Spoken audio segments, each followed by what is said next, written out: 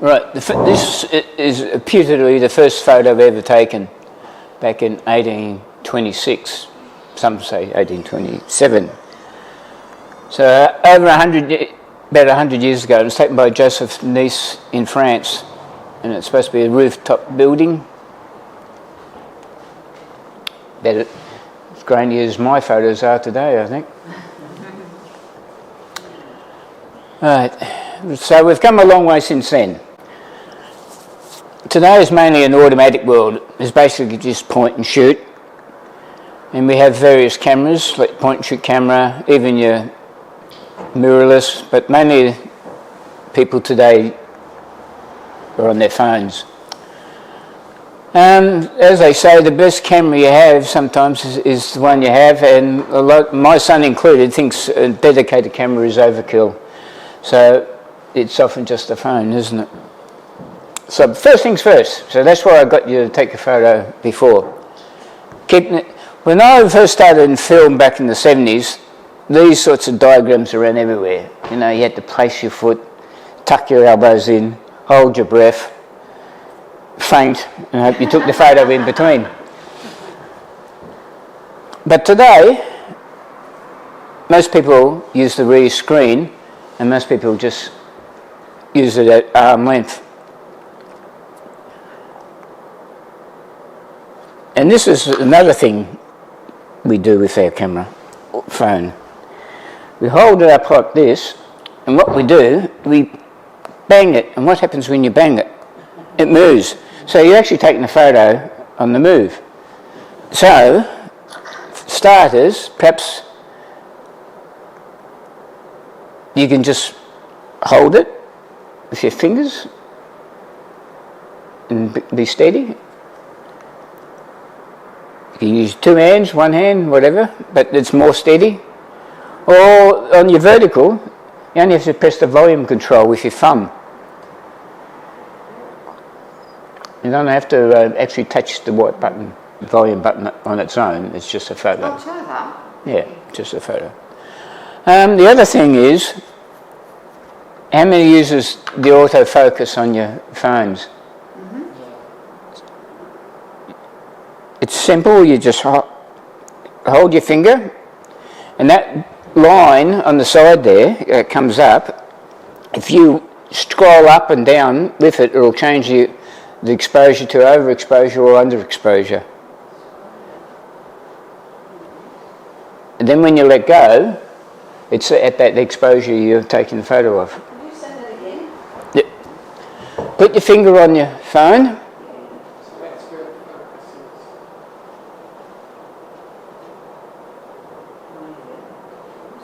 And it'll come up and say it's automatic focus, and there'll be a little line just on the side of it. And if you wind up and down, it goes darker or lighter.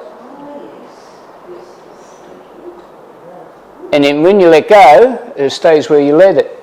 So therefore you're focused and you've changed the exposure to whatever you want. You're on an iPhone or Android? I'm on an iPhone, yeah. Does it with Android as well?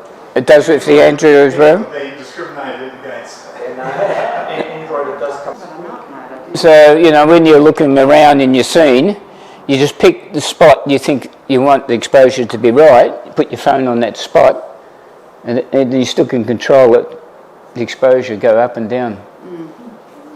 Didn't even know that was there. Little trick. Alright. Yeah, I did the demo. Now, I was at the New Northern 2 weeks ago, and this lady was sitting next to me, and I was fascinated by her photo technique of the band in front, at the end of the room. We were at the back, and she had the phone's light on every time she took a photo. Now I assume she was trying to light what was in front of her, but it reminded me of the 2000 Olympics when it was on at Sydney, the opening ceremony, and you used to see all these million flash bulbs going flash, flash, flash, flash, flash. And we're always fascinated by people trying to, 50 miles away, try and take photos with a flash. Because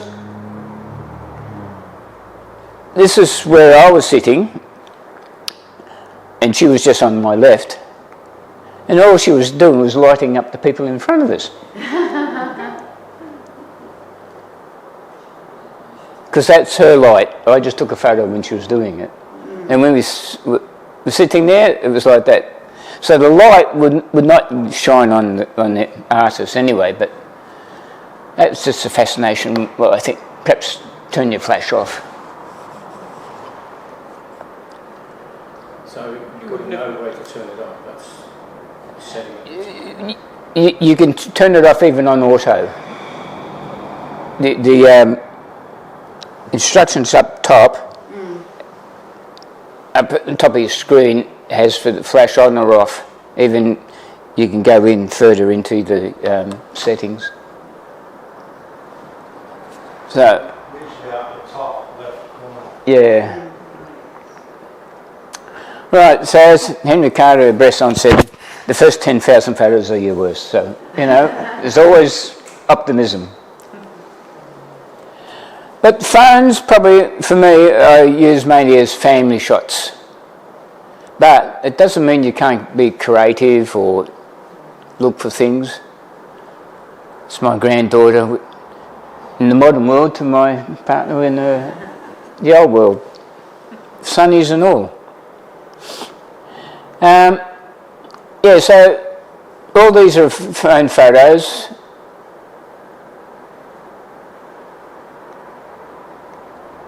And there's nothing wrong with them,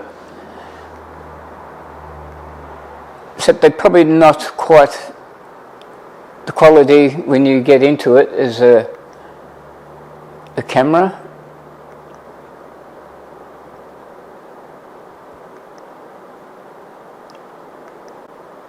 Right, okay. Some settings I think you should look at. This is mainly for your iPhone. You go in settings to your camera. There's the grid button, turn that on. And up the format. Tick your most compatible, because if you do tick the high efficiency on your iPhones, especially the Apples, it does this HEIF format. And there's a lot of programs don't read that format. So if you want a JPEG, make sure you tick that one. And the grid, that's so you can get that on your phone, which I think's handy. It's on my phone all the time. Just sits there. And you can use it as the rule of thirds, where the intersecting dots help you create your image. You don't always get an eye in one corner and an eye in the other corner, but that's the idea. But the line there could also help you with, say, a horizontal image, keep it straight. Okay, now taking the photos, there we go. In that arrow in the middle, you also have all these formats down the bottom. You can take a square image, 16 by 9, or 4 to 3. But it's only really cropping the sensor. It's not really doing any more, but you can do that if you want to. And then you get a square image. And there's also, in the portrait one, if you go into that, you have all these adjustments down the bottom here. So you can turn the flash on and off. You do self-timing. You can change your f-stops. And here you can change your colour. They've got a number of presets, so you can just take black and white photos if you want to. And then, because in the last part of the iPhone, you can take panoramas, which is pretty simple enough to do. And you get those two. But don't forget your vertical panoramas. The only trouble is with doing the vertical, especially when you come down from the top to the bottom, because you can go both ways, is you might get your feet in the bottom. So I've done that a few times, but then you just crop it out, of course. But so yes, you can go down or up. It doesn't matter which way you go. Now, when I was in Cambodia, 2018, I was mainly doing that sort of thing with the phone, just horizontal panoramas. But the guide there, who was taking us around Angkor Wat, he told me, why don't you do vertical ones? So it's the first vertical one. Wow. But that's an extreme one, that one. That's cool. So that's another little one. Right, now, live view. Now live view you can use to do all this sorts of stuff as well. Now by that, and you have this, you take your photo, make sure you got your live view on. Now this is probably an Apple thing. I don't know if any of the Androids have a live view facility. And then when you tap on the live view after you've taken the photo, you have these number of different things you can do. So if you tap on the long exposure, it changes that photo there to that photo. So it just sort of blurs it. But if you do a loop, and what it does like a mini slideshow of all the stills it's taken in that live view. That's my granddaughter learning to keep her pale way when she comes. Okay, so that's live view. And I've used it a few times. We were walking down the lawn this day, and I used the live view, and it gave me that sort of image. I should have put that one in here. So that was a tram tearing past. So that's the long exposure one? Yeah, that was the long exposure one, yeah. Right, now also, you know, if you're into things, you flip your phone upside down. It can be a bit awkward trying the photo upside down. But it changes the perspective. There's me watching TV last night.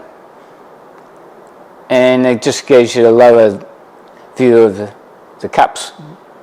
Not very dramatic there, but if you're out in the street and there's a puddle there and you've got your phone down there, you can get these sort of different sort of style of photo. So there's lots of things you can do. Right. Processing the images while they're on the phone, and that's pretty simple. So if you pick one from your collection on your phone there, that's just in your edit's just a basic sort of changing the exposure, the colour, the tinting of it, and you can do a vignette and a few other things. So it's pretty simple, just press done, it's done. You could also draw.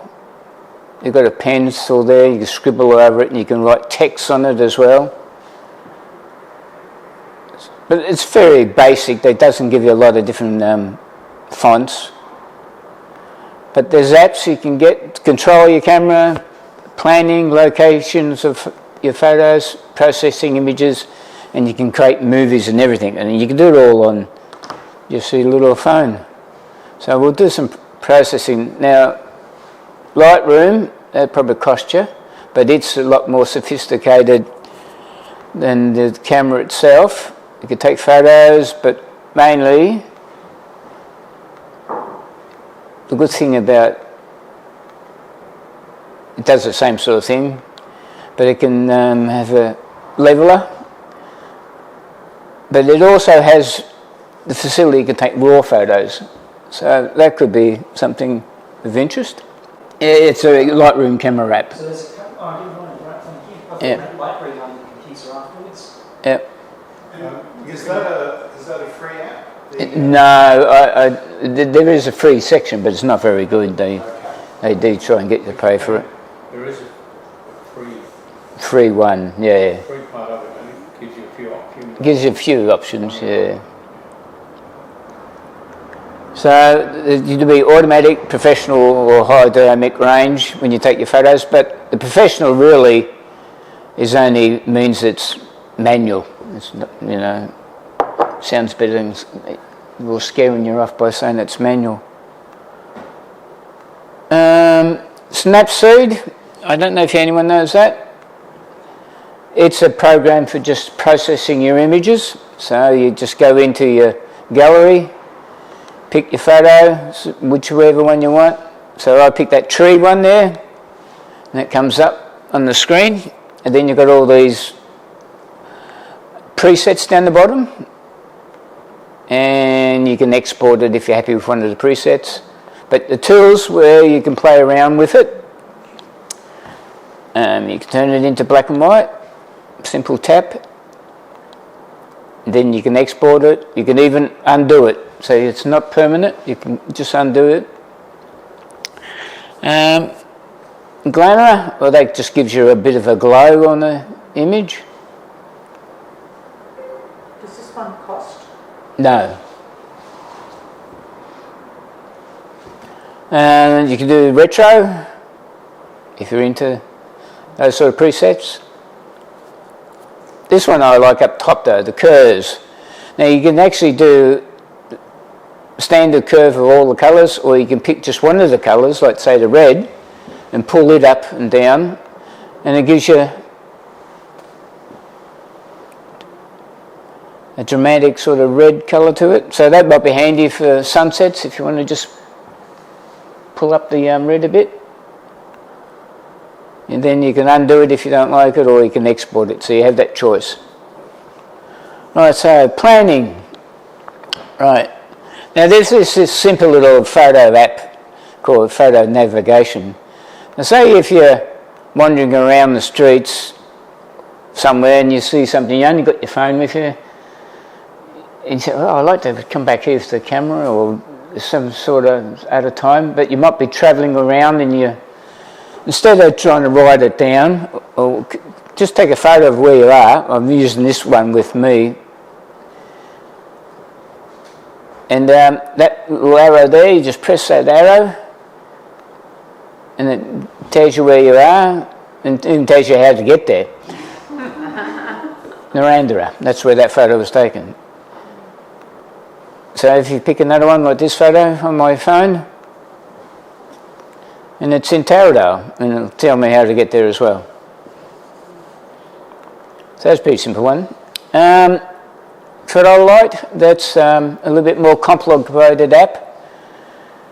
Now this one, it tells you your coordinates, your compass, and a few other things like the angles on the side. That's just the angle of how you're holding the phone. But it also is down the bottom there, you can change the colour of the screen. It's got a few options, the date and your locations. Your height, 325 millimetres meters above the ground. You also here, you can zoom in. You can do about 4 times the magnification. So if you're out somewhere and you see something you want more detail than just the location, it gives you the compass directions and that sort of thing as well.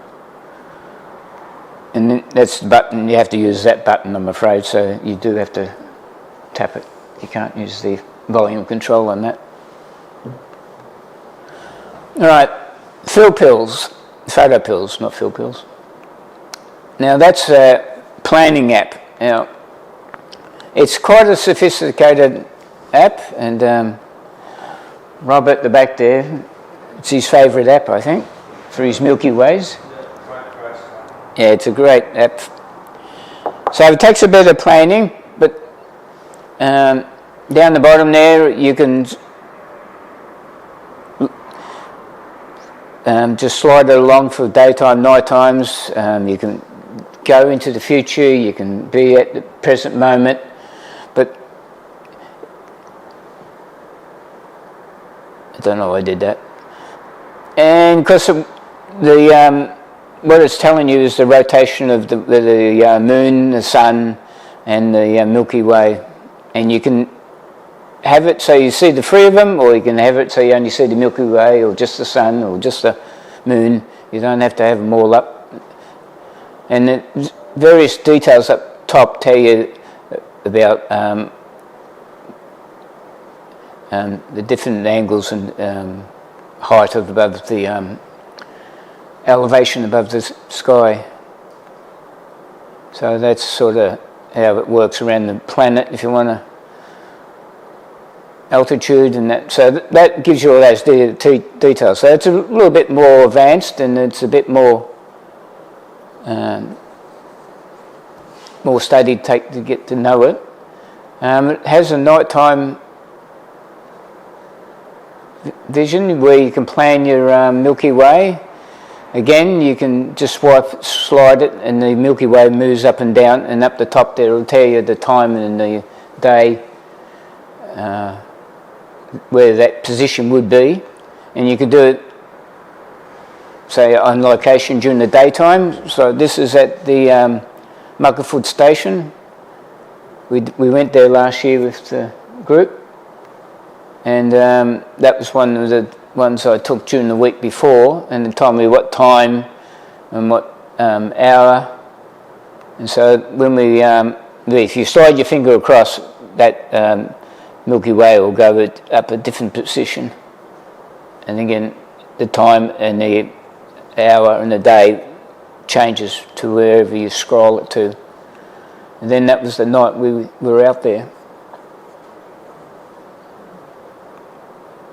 And we took a few around there. So it also has daylight argumental reality, which shows you the sun, and it's the same. You just swipe your finger down it, and as the sun moves up and down, it'll change the time, so you can point it where you want to be, where you want the sunset to be, and it'll tell you time of day, or the next week even time of day where the sun is setting, and you can take a photo of that with a screenshot and keep it. Same with sunrise, sunset. Just scroll along it and get your time and date up the top. And this is a simpler version of the sun, called Sunseeker. Now, down the bottom it gives you the months, and on this you just scroll along with your finger, and it comes along different days or the months, and that one will give you the different times of the day when you scroll across. And as you scroll down, the sun will actually move up and down that line, and it'll give you the time. And you can pick the month, whatever. So you can say if you want that scene, you want the sunset, you just plan ahead, and you can use that to help. It gives you the time and date. And there's one, it can give you the blue hour, golden hour, or the sunrise, and the sunset, blue hour, and the last light at night. That's a paying one, but I haven't paid for it. The free part only goes for 2 days, so it's just what's happening today. It's not planning unless you pay for it. But photo pills will tell you all that stuff anyway. All right, so this one's if you want to know your moon phases. And again, it's a freebie, and it'll tell you any month in the future. There's only one thing you've got to do in the settings. Location. Make sure you're Southern Hemisphere.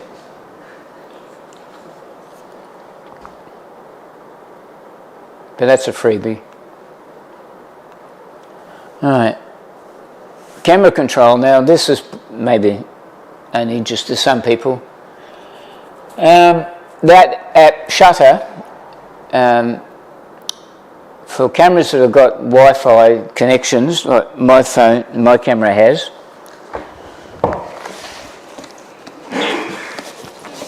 My Sony. So when I turn that on, it gives out a Wi-Fi connection. But you've got to tell it what phone it's. You've got to program it right in what phone. It's limited to how many how many cameras it will connect to. But fortunately, it connects to mine. That's my camera.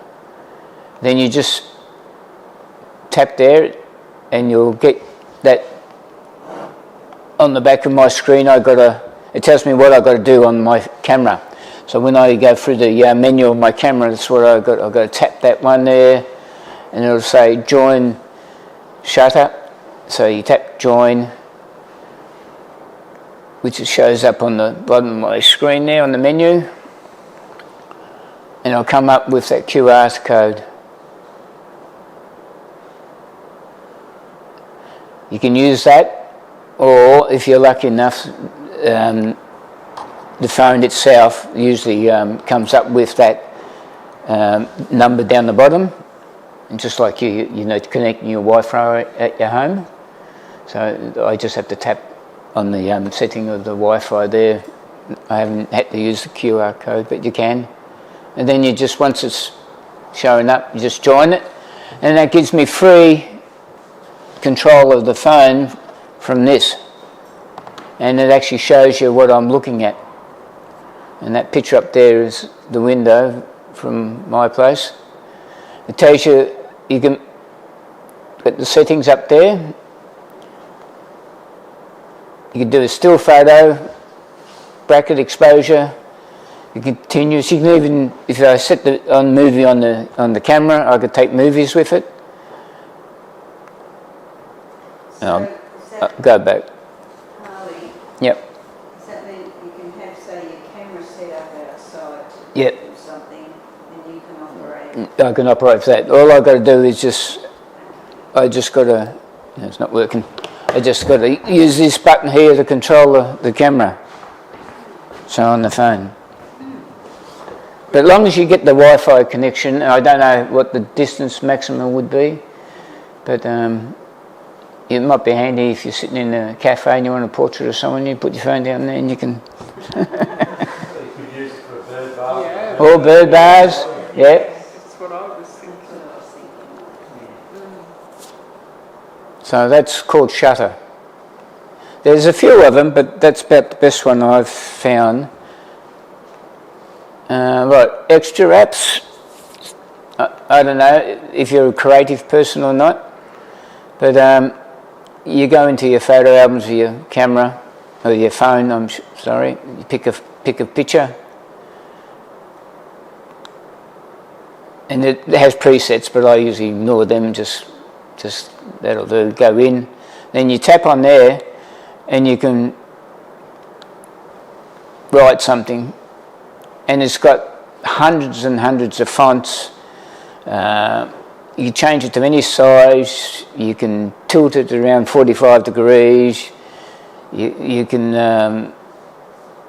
you just do magnitude of different text anyway. That's just the basic one from that one panorama when I was down there.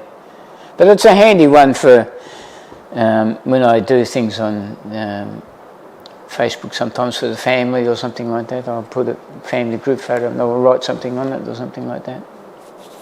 The camera itself has got text you can add to it, but it's very limited and you can't move it around too easily.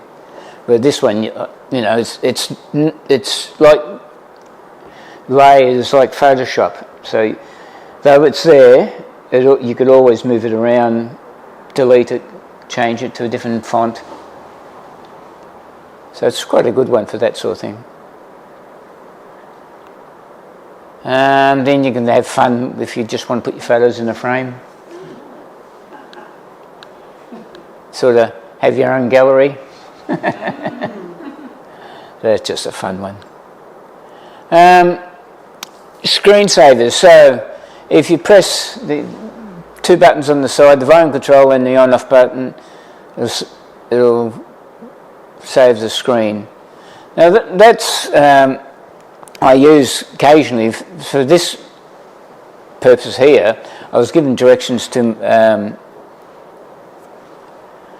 I think one of the neighbours or something. They weren't sure what train to get to Melbourne. So anyway, so it was, the information was too big to fit on one screen.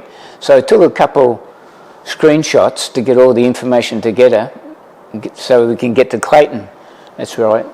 So in this app, Join Pics Together, you just click the two photos and you join them, and it just joins them together as one.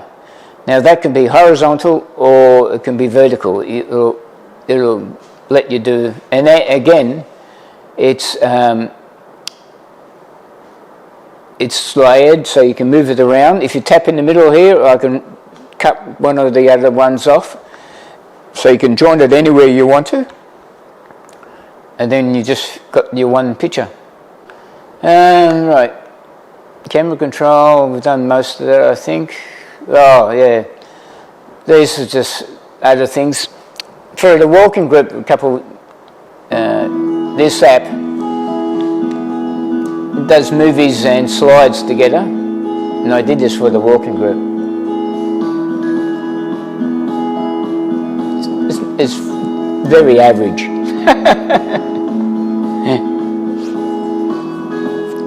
And then the app's got that music as well, and you can change the music if you want to.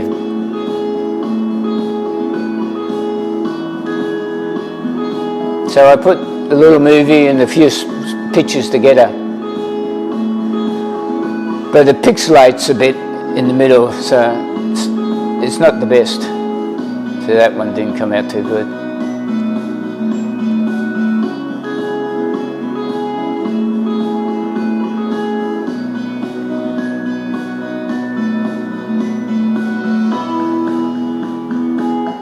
Yeah, so that's that. You also got this app, and that's a paying one though.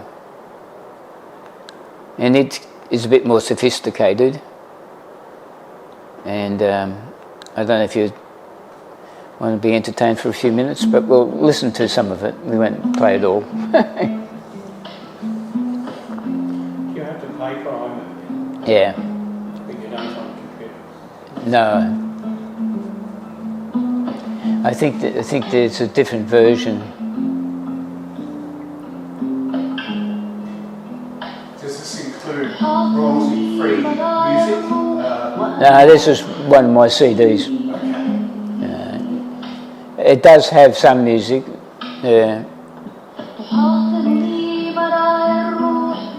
Anyway, this goes on for a bit, so I won't keep going. Okay. I did some photos identical to the camera. So that was the iPhone with all my settings, and that was the camera and its settings.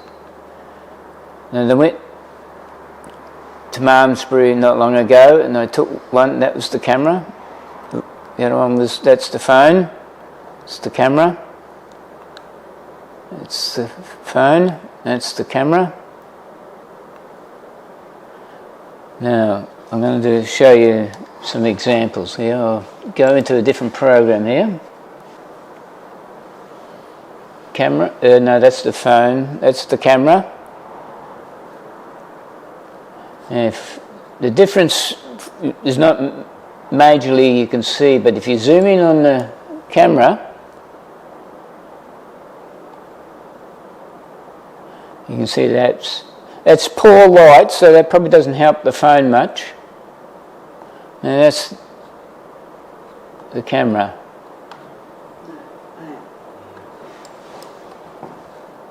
So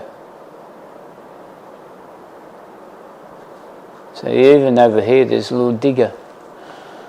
Now that's late in the day, so probably not really helping the phone. Now this is the phone. We get some reasonable detail, and that's a 700% increase, so that's And we've got, say, detail in the, not quite see it. And over here. So that's the phone. So if you don't crop, the phone does all right. But I haven't got a modern phone, so I'm probably better now. Alright, so this is the camera. First move in, so you can see there's a difference. And if we go over to the pipe, Yeah. Yeah. same with that. But, you know, generally, Yes, I wonder how a modern phone would compare. yeah. My phone's 11. Yeah. What are they up to? 16 now. 16 at the moment, yeah. Well, last year when we had a barbecue at the Yarra and we were up on the bank and one of my friends had at the time the brand new Samsung and we were watching the boats go past on the Yarra and we jokingly said, and we took bets on what they were having for lunch, and she could zoom in and yes, they had Subway for lunch, but she deleted the photo for privacy, and then that sort of brought up a whole new conversation of what are the privacy laws now that you've got these super duper cameras on your phone. Yeah, it's a different it world. was so clear. Yeah. On a moving boat on the Yarra, and it was this perfect image. Right. Yeah. So this is the best my phone could do then, let's say that. Now, I'm highlighting there because you can't read that there, but we know, of course, go on to the phone version. So right, it's about the same position, same scene. So you can see that it's a Malmesbury. But what you just said about the newer Samsung, maybe that would read the Malmesbury. Yeah. Well, the iPhone 16 I know has got a 5 times optical zoom and then goodness knows X times digital. Yeah, so there. I haven't got one. Well, that's right. Yeah.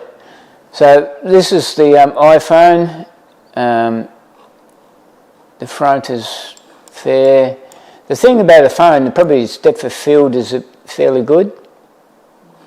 But the tree didn't come up too well. Now, I haven't done anything that just snapped it, both on automatic. I haven't tried to. And this is the camera. Now, it might be a bit clearer in the middle, but its depth of field probably was less than the phone, but the tree comes out a bit better. But the thing that the phone can do, of course, is the panorama, and that's a panorama version, and it increases the focusing and depth of field even more. So have a look at that. That's close. That's in the middle, but the tree's not bad either. So the quality of the panorama seems to increase, I think, because it's taken a number of photos in that panorama. So the file's probably 4 or 5 times bigger than just a standard shot. Right, so probably the thing with the phone, my final thoughts would be, is to take your landscape shot, but don't zoom in unless you've got an optical zoom. Certainly don't digital zoom in, and that's probably the same with your camera anyway. Because if you take your photo and zoom in later, you probably get a better result. Maybe. Now, finish off just on the phone bit. If you're a dedicated phone person, you can get these little extra items, well, just clips onto your phone, and it's just like a camera, little shutter at the front there. But, you know, It's a bit fancy for me, but just they are there. The only thing is, it might be my issue, I don't know, but I've always had trouble with my iPhone saving the images to my computer, laptop or whatever. Mainly because when you open up the phone, you just get this massive bloody folders of images everywhere without any organisation. And anyway, so I picked these three. Another weird thing it does, so in that folders, these are taken Christmas 2 years ago. In that folder, it's got all those Christmassy photos. It's got virtually the same ones in that folder and that folder. So why it perpetuates these multiple images, I don't know. Are they different resolutions? That I know of. They've all got the same number. And that one, in the one folder, has got the same photos of the two sets of blokes. In that folder, it's there again. And here, you've got two of them sitting next to each other. You can see they're the same numbers. And those two there. So, I've just plugged my Apple phone in. Right, so there we go. Just, right, so there's the last, and it just, when I look at it and I go, yeah, okay. Anyway, so I found this app called Copy Trans Studio, it's called, and it's, I assume the trans means transfer. And it's a free app. It does have a more sophisticated version, but it does a lot in the free version. And it does, so it recognises that I've got my iPhones plugged in. And then I can got all these things. I can do the camera stuff as the camera has it, or I can go by date. And it'll give me the years. So if I took these photos, right, it was Christmas 23, was it? 22 maybe it was. I'm trying to find those photos I had before. There they are. So I only get one version of each, not 100. I could do it that way, or as we want to, if you do it more recently, these are the photos I took today. So, there we are.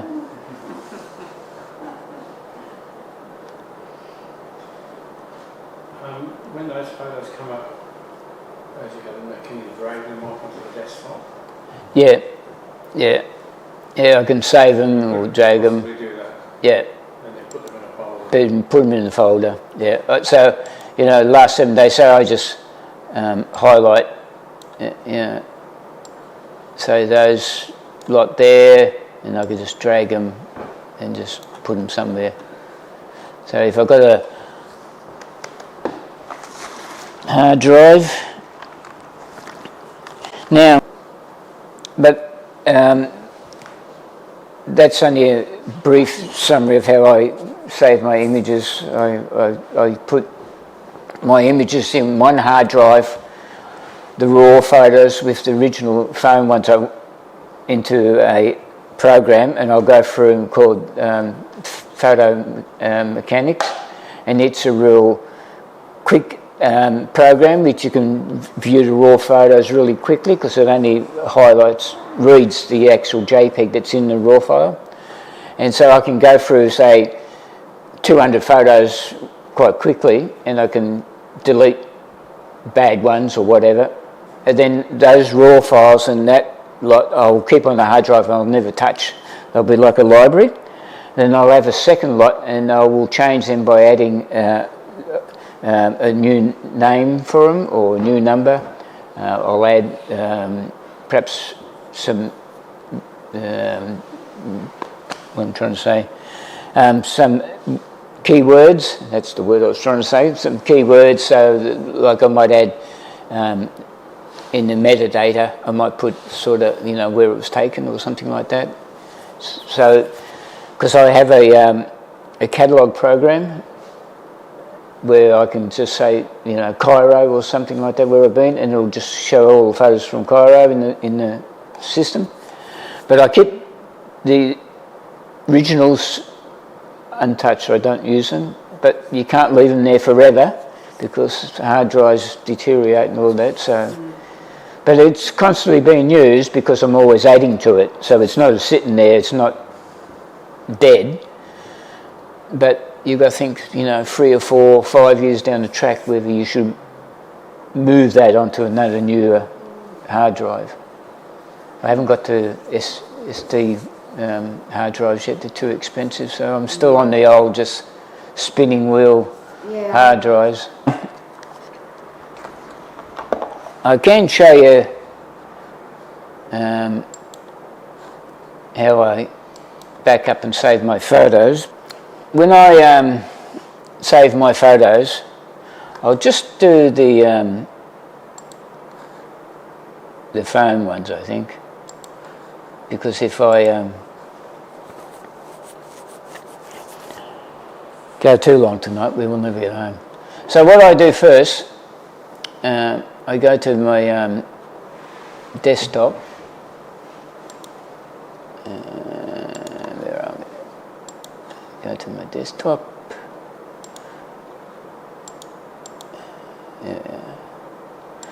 I go to my desktop and I make a folder, and I make the folder with today's date, which is 8th today, isn't it? 8th. So we go year first, 25/04/08. And what I'll do is I'll underscore and I'll put a location, so Castlemaine. That's all right. Good test for my heart. So I have this folder for photos I've taken today, and inside it I'll put 2 new photo folders. And I'll call it camera, and I'll have another one, and I'll have phone. So if I took photos today with the phone, which I have, I'll open that. I'll go to there, open that in a new window. Last 7 days, where are we? Dates.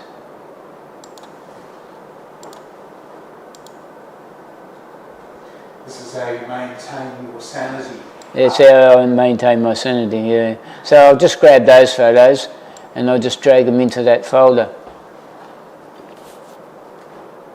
Right, so I've now got those photos taken today in the phone app, and if I plug in my camera, I think I've got a cord here because I took some photos today in the camera. So these are the photos I took today with the camera.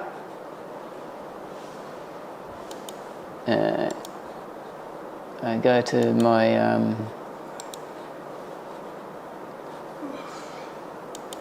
open up the new window. Go to my desktop folder. There we are, camera folder. Highlight all them.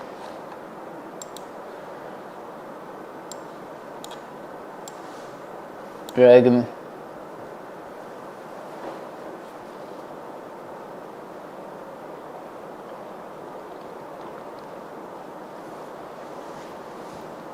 And because the next thing is,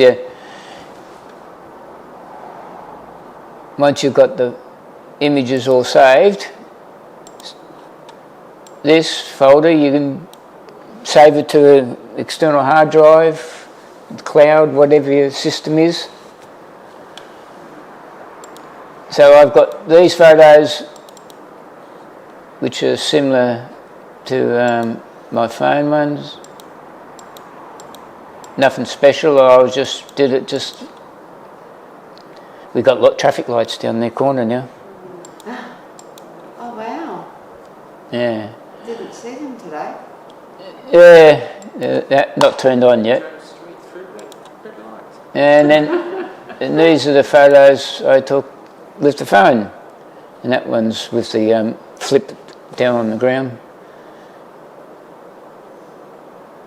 That's it. Right. That's eye view going, and that's eye view stuck on the long exposure. So that's how it takes its photos. It's a standard photo.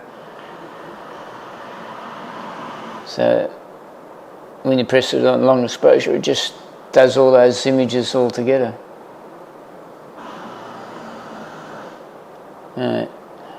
Took him because I was there 15 minutes. I was waiting for me to get picked up using my phone while the car was sitting there. But, and the other thing I've mentioned before to people is when you're taking photos, especially if you're travelling overseas, use your memory card as a form of backup. Don't, just say, oh, I'll take 100 photos and I'll put it on the laptop, then delete them and take more. I always recommend you to buy a number of cards and fill up the cards, and then when you get home you can delete them off the cards, but not, use them as a secondary backup. All right, okay. Thank you for coming. If you want another cup of tea or coffee, turn the lights on, have a chat. We don't have to run away. Ask questions.